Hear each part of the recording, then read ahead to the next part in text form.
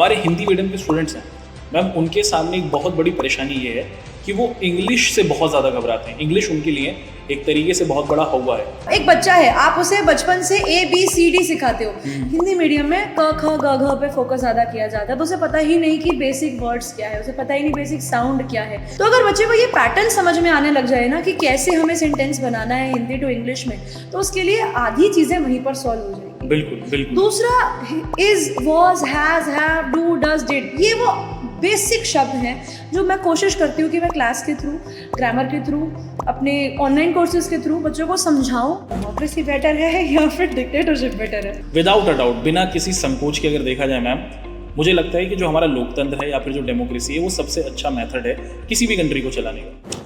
नमस्कार दोस्तों, कैसे हैं आप सभी? मैं हूं आपका प्यारा सा अध्यापक बिलाल और उम्मीद करता हूं कि आप बहुत अच्छे होंगे, है ना। आज हम लोग एक बहुत ही ज़बरदस्त सेशन आप सभी के सामने रखने वाले हैं। इस सेशन के अंदर दोस्तों आप देखते हैं कि 2 टीचर्स होंगे, यानी कि मैं और एक बहुत ही ज़बरदस्त एक और अध्यापक या अध्यापिका, और हम लोग डिस्कशन करने वाले हैं। किन चीज़ों पर डिस्कशन करेंगे भाई? डिस्कशन करने वाले हैं कि वो क्या मेजर परेशानियां हैं, कि वो क्या क्या मुख्य परेशानियां हैं जो हमारे हिंदी मीडियम के बच्चे फेस करते हैं। अब आप चाहे क्लास 9th में हो, 10th में हो, या 6 से लेकर 8th में हो, या 11th 12th में हो, आप सभी जो हमारे हिंदी मीडियम के बच्चे हैं वो क्या क्या परेशानियां फेस करते हैं और उनके क्या क्या सॉल्यूशंस या फिर हल हो सकते हैं, उस पर करेंगे डिस्कशन। और एक प्यारा सा गेम भी आपके साथ हम लोग खेलने वाले हैं। तो भैया, अब आप सभी के साथ हम लोग परिचय कराना चाहेंगे एक बहुत ही ज़बरदस्त आपकी अध्यापिका हैं और आपको इंग्लिश सब्जेक्ट पढ़ाती हैं। क्या आप लोग नाम गेस कर सकते हैं? जल्दी से कमेंट करके बताइए कि भाई वो कौन अध्यापिका होने वाली है ना। तो बच्चे तो आंसर दे ही रहे हैं मैम, क्यों ना आप भी अपना परिचय दे ही दें। दोस्तों, स्वागत करना चाहेंगे निहारिका मैम का, है ना। धन्यवाद मैम आपका हमारे साथ जुड़ने के लिए। So first of all thank you बच्चों एंड थैंक यू सर इतना अच्छा इंट्रोडक्शन देने के लिए। तो आप सब बच्चे मुझे जानते ही हैं कि मैं हूं निहारिका और मैं आप लोगों की नींव में हो या उड़ान हिंदी में हो, मैं आप लोगों की इंग्लिश ले रही हूं, यानी आप लोगों की अंग्रेज़ी भाषा की जितनी भी दारोमदार है वो सारी के सारी मेरे हाथों में है। तो आज के इस सेशन में हम लोग आप लोगों के लिए लेकर आए हैं कुछ ऐसे कॉमनली पूछे जाने वाले सवालों पर ऐसी कुछ डिस्कशंस कि एक बार आप बच्चों को ये भी पता लग जाए कि हम टीचर्स का क्या मत है, यानी जो परेशानियां आप लोग फेस करते हैं, जो चीज़ें आप लोग अपनी रोज़मर्रा की ज़िंदगी में देखते हैं, उन पर हमारा क्या स्टैंड है, उन पर हम आपको क्या बताना चाहते हैं, या उस चीज़ के बारे में हम आप लोगों के लिए क्या सोचते हैं। तो बिल्कुल। तो दोस्तों अब स्टार्ट करते हैं। और सबसे पहले जो हमारे हिंदी मीडियम के स्टूडेंट्स हैं मैम, उनके सामने एक बहुत बड़ी परेशानी ये है कि वो इंग्लिश से बहुत ज़्यादा घबराते हैं। इंग्लिश उनके लिए एक तरीके से बहुत बड़ा हौवा है। अब चाहे वो 6th में हो, 7th में हो, 9th में हो या फिर 12th में हो, इंग्लिश से हिंदी मीडियम का बच्चा बहुत ज़्यादा घबराता है। हम PW के अंदर या फिर हमारे जितने भी कोर्सेस हमें दिखते हैं या फिर हमारी जितनी भी फ्री क्लासेस यूट्यूब पर होती हैं, PW कैसे अपने हिंदी मीडियम के बच्चों की मदद कर रहा है और कैसे हम हिंदी मीडियम के बच्चों की इंग्लिश को बेहतर कर सकते हैं, इस पर आप क्या कहना चाहेंगे? सर सबसे पहली बात जो मैंने हिंदी मीडियम के बच्चों के बारे में नोटिस करी है वो ये है क्योंकि उनका सारा का सारा जो माध्यम है वो हिंदी है। बिल्कुल। तो अब उन्होंने SST हिंदी में पढ़ी, उन्होंने साइंस हिंदी में पढ़ी, उन्होंने मैथ्स हिंदी में पढ़ी, तो अकेला जो सब्जेक्ट जहाँ पर उन्हें कुछ अलग पढ़ना पड़ रहा है वो इंग्लिश है। जैसे इंग्लिश मीडियम वाले बच्चों के लिए हिंदी बिल्कुल अलग हो जाता है, वैसे हिंदी मीडियम वालों के लिए अंग्रेजी बिल्कुल अलग हो जाता है। तो अक्सर बच्चों को दिक्कत ये आती है कि अब हमने रोज़मर्रा की ज़िंदगी में इंग्लिश बोलना शुरू किया है। अब इंग्लिश मीडियम का जो बच्चा होता है उसको स्टार्टिंग से ही ना इंग्लिश की एक डोज दी जाती है, उसको इंग्लिश के लिए उस तरीके से बिल्ड किया जाता है। हिंदी मीडियम के साथ एक प्रॉब्लम ये रह जाती है कि उनका जो इंग्लिश का विकास होता है ना वो बहुत लेट शुरू होता है। बिल्कुल। यानी अब एक बच्चा है, आप उसे बचपन से ABCD सिखाते हो। हिंदी मीडियम में क ख ग घ पे फोकस ज़्यादा किया जाता है, तो उसे पता ही नहीं कि बेसिक वर्ड्स क्या है, उसे पता ही नहीं बेसिक साउंड क्या है। प्लस हिंदी मीडियम में थोड़ा बहुत ये रहता है कि बच्चों को ना इंग्लिश को उतना सीरियसली लिया नहीं जाता, या लिया भी जाता है तो बच्चों के ऊपर बहुत सारी चीज़ें छोड़ दी जाती हैं कि आप खुद लर्न करो, आप खुद समझो, आप खुद इस चीज़ को करो। कि हमने आपको सिखा दिया CAT कैट, तो कैट भी बोलेंगे, बैट भी बोलेंगे, रैट भी बोलेंगे, लेकिन अगर कोई और वर्ड आ गया तो बच्चा कन्फ्यूज हो जाता है कि यार ये तो मैंने सीखा ही नहीं, ये तो मैंने किया ही नहीं। क्योंकि वहाँ पर ना जितना बच्चे को सिखाया जा रहा है बच्चा भी उतना ही ग्रास्प कर रहा है। ऐसे बच्चों की गलती बिल्कुल भी नहीं है, वो थोड़ा सा है हिंदी मीडियम में क्योंकि सब चीज़ें उसका सारा माध्यम हिंदी है, अंग्रेज़ी उसके लिए एक अलग सब्जेक्ट है, तो उस पर तो उसका उतना फोकस जाता नहीं है। तो यहाँ पर मेरी कोशिश, जब मैं बच्चों को इंग्लिश पढ़ाती हूँ तो मैंने अपने जितने भी कोर्सेज हैं उन सब में ना इंग्लिश बाइलिंगुअल रखी हुई है। बाइलिंगुअल मतलब बाइलिंगुअल, हाँ, बाइलिंगुअल, जैसे बाय मतलब होता है दो, लिंगुअल मतलब लैंग्वेज, यानी आप लोगों की भाषा। तो हम जब भी इंग्लिश पढ़ते हैं तो हम लोग दो भाषाओं से इंग्लिश पढ़ते हैं। आप भले ही मेरा नीव हिंदी का बैच ले लीजिए, आप उड़ान हिंदी बिहार बोर्ड ले लीजिए, उड़ान हिंदी यूपी बोर्ड ले लीजिए। तो जितनी भी हम पढ़ाई करते हैं या फिर हमारा कोई भी ऑनलाइन सेशन होता है, मेरी कोशिश ये रहती है कि मैं इंग्लिश के साथ साथ हिंदी ले जाऊं उसका, क्योंकि बच्चे की जो मेन सब्जेक्ट के अंदर जो मेन पकड़ है वो हिंदी की है। अब उसको वही चीज़ मुझे हिंदी से इंग्लिश में बतानी है, ठीक है। हमारे लिए हम क्या करते हैं, हम हिंदी टू इंग्लिश बोलते हैं, उनको हिंदी टू इंग्लिश समझना होता है। तो उधर समझने के लिए उनको जिस तरीके से बताओ, मान लो कोई सेंटेंस इंग्लिश का लिखा है, फिर उसका हिंदी का ये ट्रांसलेशन है, और अब इसी चीज़ को और इम्प्रूव करने के लिए वो स्पोकन इंग्लिश में हम उन्हें उच्चारण भी करा रहे हैं कि मतलब अगर मान लो कि इंग्लिश का कोई वर्ड है उसे कैसे बोलना है। अब आपने फॉर एग्जाम्पल बोला ईट के लिए और क्या क्या वर्ड्स का यूज़ किया जा सकता है, क्योंकि ये चीज़ कई बच्चे हैं जिन्हें पता है, कई चीज़ें बच्चे जिन्हें नहीं पता।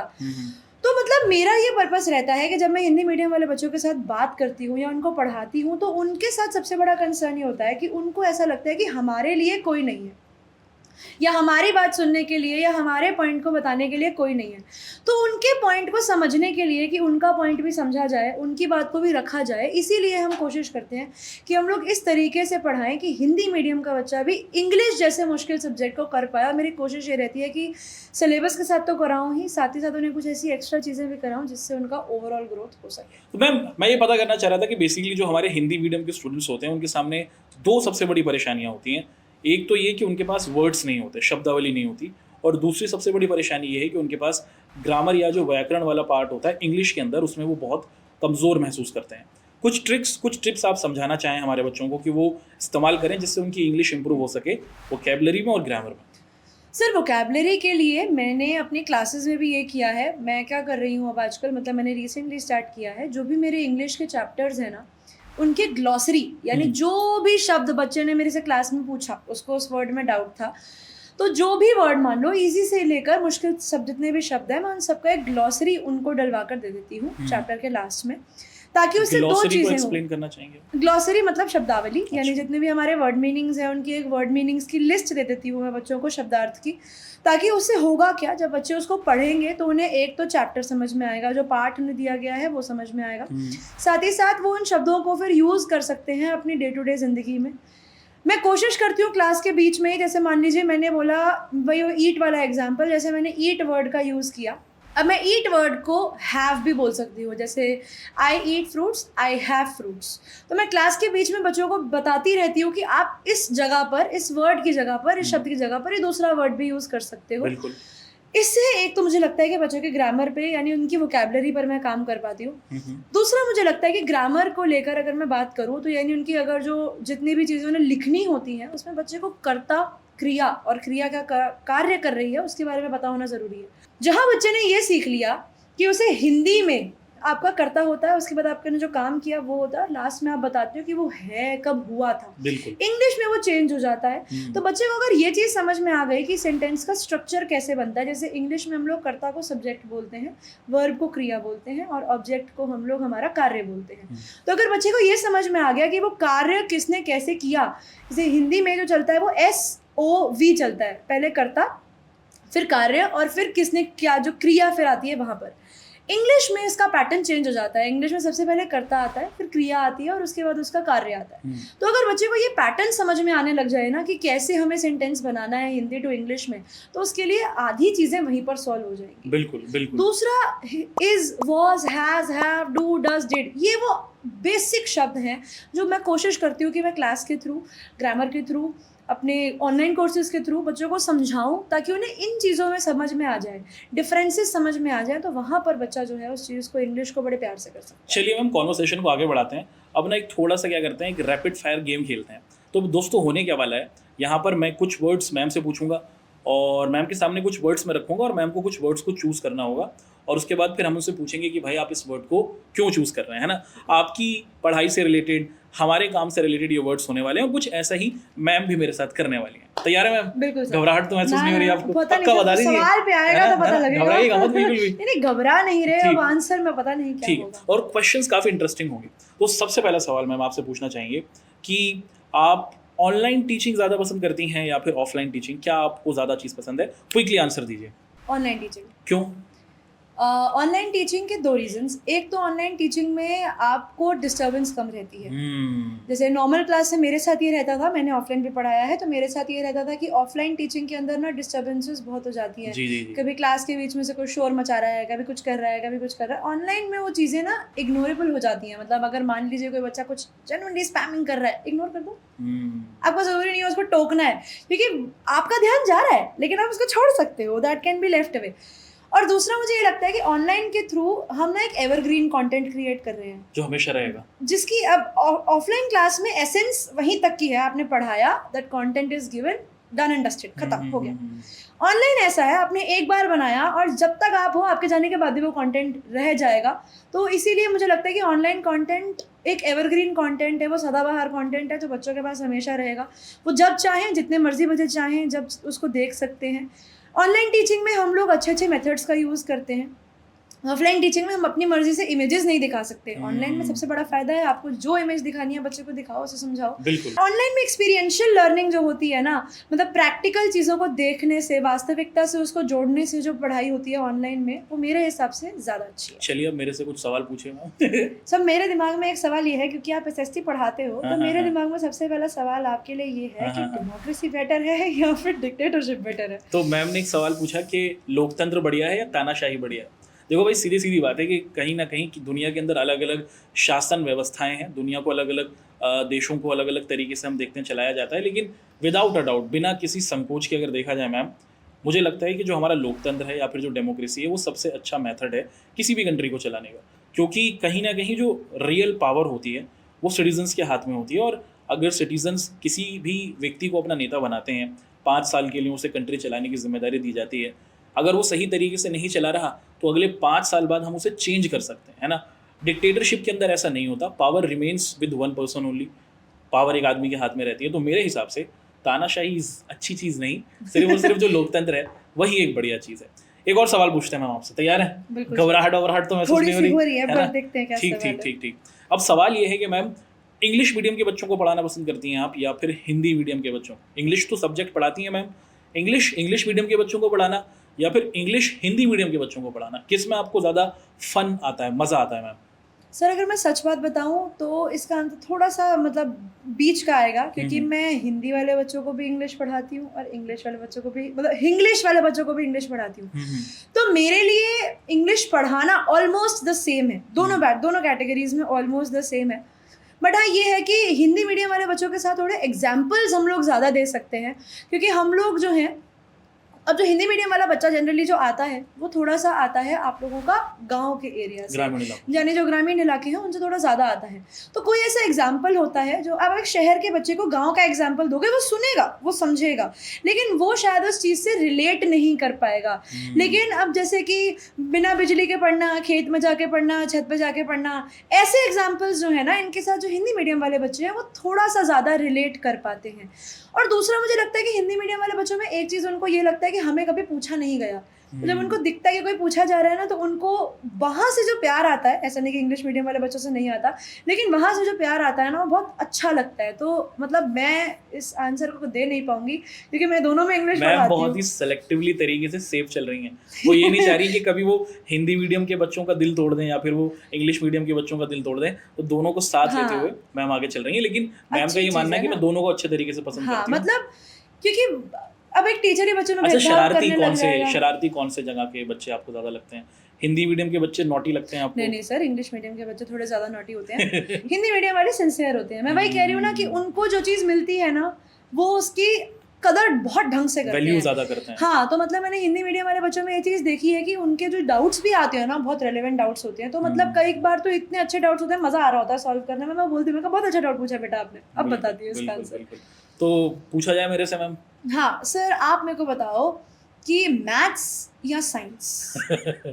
मैं आउट ऑफ द बॉक्स जा सकता हूँ, मतलब मैं दोनों से कह सकता हूँ कि मेरे हिसाब से मैम, जैसे मैं एक स्टूडेंट हुआ करता था और मेरी स्कूलिंग के टाइम के अंदर अगर मैं देखूँ तो मैथ्स मेरे लिए बहुत मुश्किल रही, मेरे को उसको समझना बहुत मुश्किल रहा। साइंस 10th तक की जो साइंस थी उसको मैं रिलेट कर पाता था। बायोलॉजी हुई वो मैं समझ लेता था, और उसी के साथ साथ आप देखते हैं मैडम जो फिजिक्स होती है थोड़े बहुत, जब तक उसमें मैथ के क्वेश्चंस नहीं थे वो मैं समझ पाता था। तो मैं साइंस को चूज़ करूंगा, मैथ को नहीं, मैथ बहुत डिफिकल्ट थी। Same. और 9th में तो एक ऐसा इंसिडेंट हुआ था कि मेरे 100 में से बहुत ही कम नंबर आए थे, मैं बता भी नहीं सकता, आप इमेजिन भी नहीं कर सकते इतने बुरे नंबर आए थे मेरे। कभी आपके मैथ में खराब नंबर आए? बहुत अच्छा सवाल है सर। बिल्कुल, मैं बताती हूँ ये इंसिडेंट मेरे साथ हुआ क्या था। मैं अपने हर बच्चे को ये कहानी सुनाती हूँ, ऑनलाइन मैंने अपनी क्लास में इतनी बार ये कहानी सुनाई, मैं फिर बताऊंगी।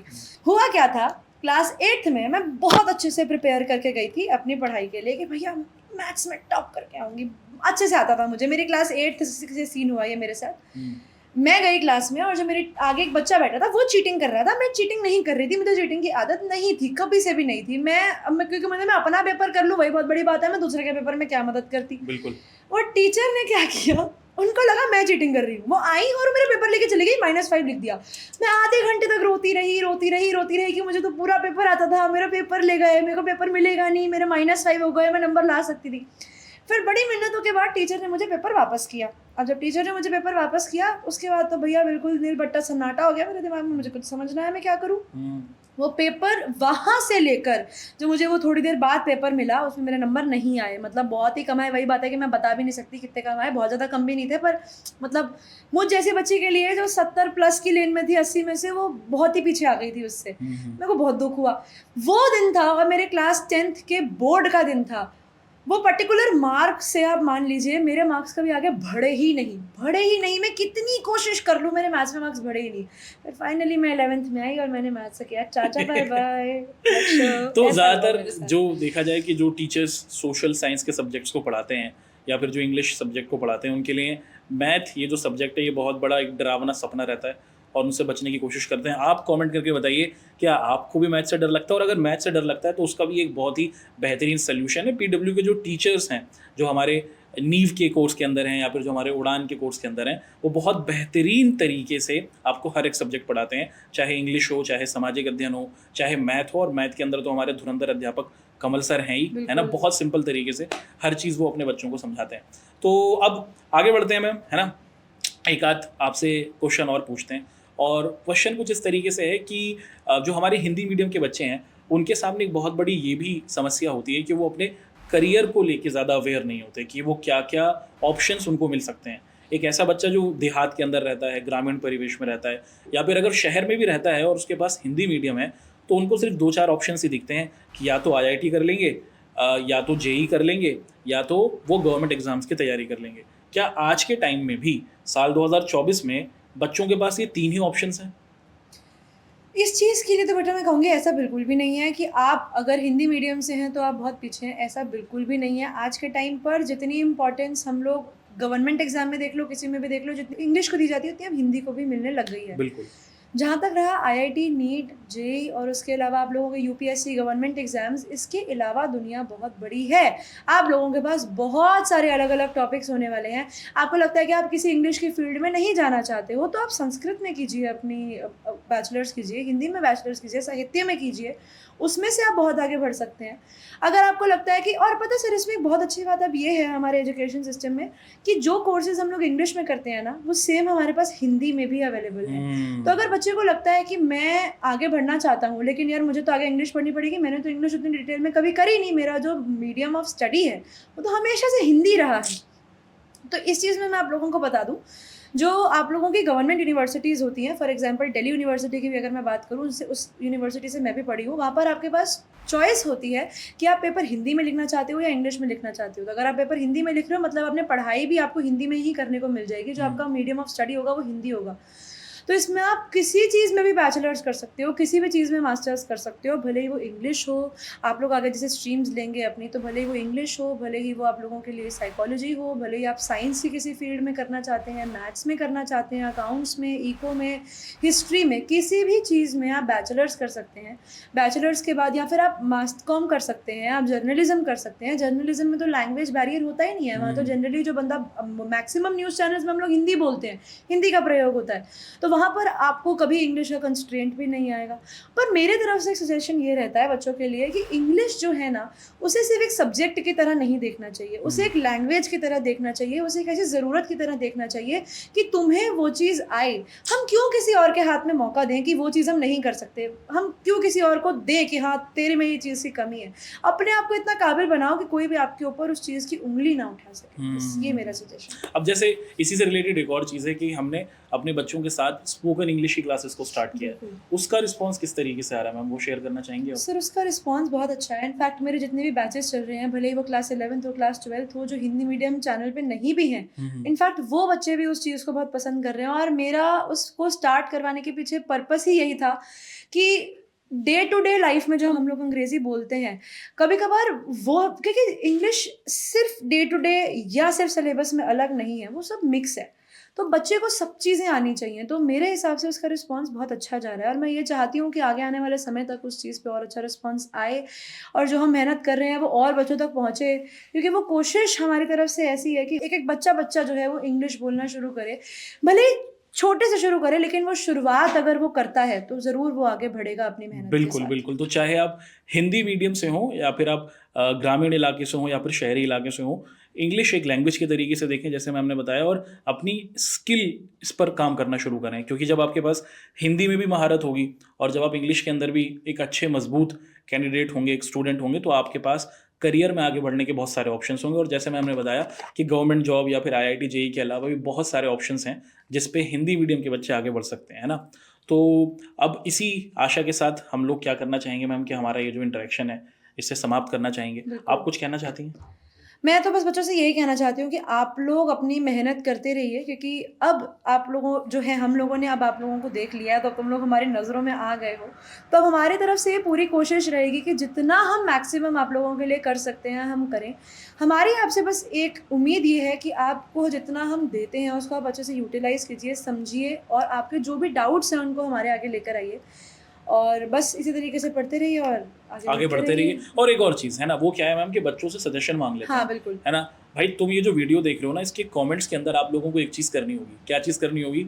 अभी ये जो चीज़ें हमने अभी डिस्कस की हैं, ये हमने बच्चों से ही अपनी क्लासेस के अंदर पूछी थी, और बच्चों ने ही कहा था कि सर ये तरीके के सवाल हमारे सामने बहुत ज़्यादा कन्फ्यूजन में हमें रखते हैं।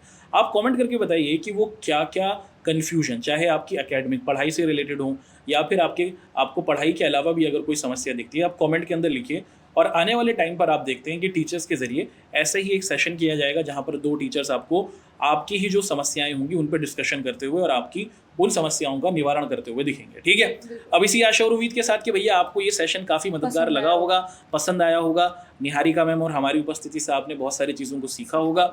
हम अपने आज के सेशन को समाप्त करते हैं, मुलाकात करेंगे किसी और बेहतरीन से सेशन में आपके द्वारा बताए गए टॉपिक्स के साथ, उन पर हम लोग अपना नेक्स्ट सेशन स्टार्ट करेंगे। ठीक है, आपका हमारे साथ जुड़ने के लिए बहुत बहुत शुक्रिया। जय हिंद। Bye bye.